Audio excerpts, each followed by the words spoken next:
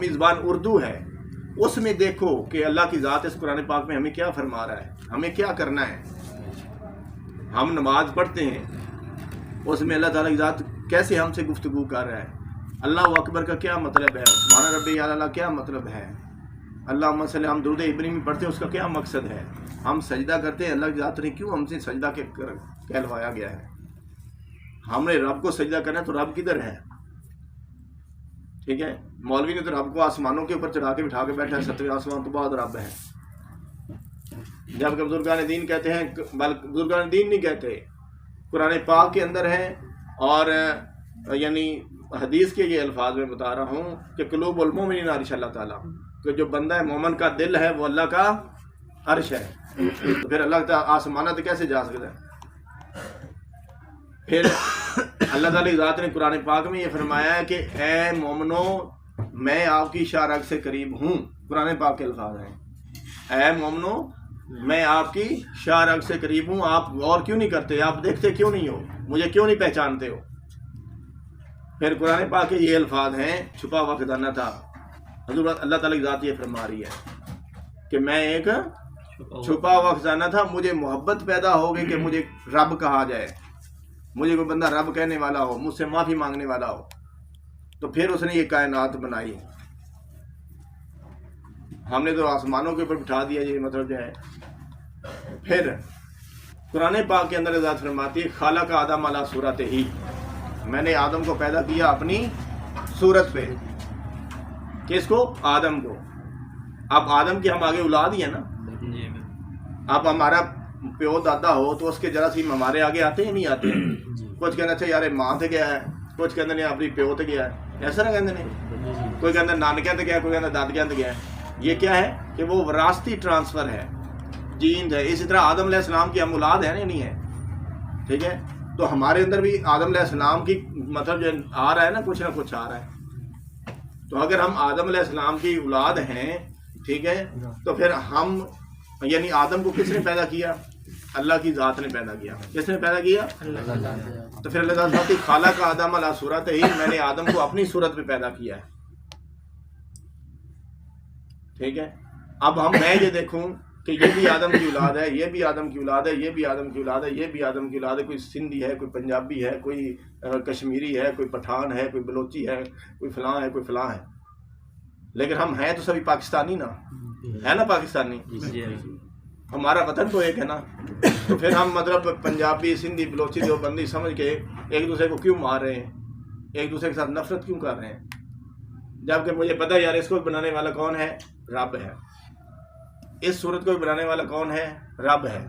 تو میں رب کو دیکھ کے، اس رب کی نسبت سے دیکھ کے میں اس سے محبت کروں یا نہ کروں؟ محبت کرنی چاہیے یا نہیں کرنی چاہیے؟ خالق آدم علی صورت، یعنی آدم کی جو صورت ہے وہ کس کی صورت ہے؟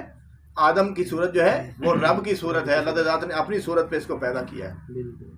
اس لیے آپس میں ایک دوسرے کو کفر کے فتوے دینے کے بجائے، ایک دوسرے کو مارنے کی بجائے، برا بھلا کہنے کی بجائے ایک دوسرے سے محبت کرو۔ کیا کرو؟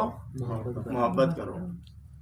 اور یہی محبت اللہ کو بھی ہوئی تھی کہ مجھے کوئی بندہ رب کہے، تو پھر اس نے اپنے نبی پاک صلی اللہ علیہ وسلم کی ذات سے محبت کی، پھر اپنے محبوب کو معراج شریف کروایا، پھر اپنے محبوب کو دیدار کروایا نہیں کروایا؟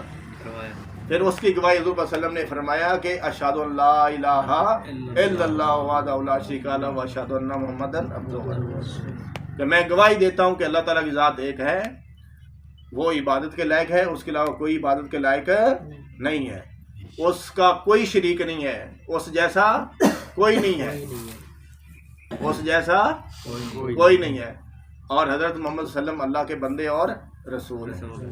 1,24,000 پیغمبر ہیں کم و بیش، اس میں سے صرف یہ ہمارے نبی جن کے ہم امتی ہیں، اللہ تعالی ذات کرے کہ ہم ان کے راستے پہ چل پڑیں، ٹھیک ہے۔ انہوں نے یہ گواہی دی، کیونکہ انہوں نے تو گواہی اس کو دی جب انہوں نے دیکھ لیا، اللہ تعالیٰ کی ذات کا مشاہدہ کر لیا، پھر گواہی دی کہ ہاں رب ایک ہے۔ کسی اور پیغمبر نے گواہی نہیں دی۔ تو یہ مقام ہے آپ لوگوں کا، اگر ہم سمجھے تو، اگر ہم سمجھے تو دوستو جس چیز کا سمجھنے، سب سے پہلے قرآن پاک کو اپنے ہاتھ میں پکڑ لیں، اس کو اپنی زبان میں پڑھیں، پنجابی ہے وہ پنجابی میں پڑھے، سندھی ہے سندھی میں پڑھے، پشاوری ہے پشاوری میں پڑھے، گجراتی گجراتی میں پڑھے.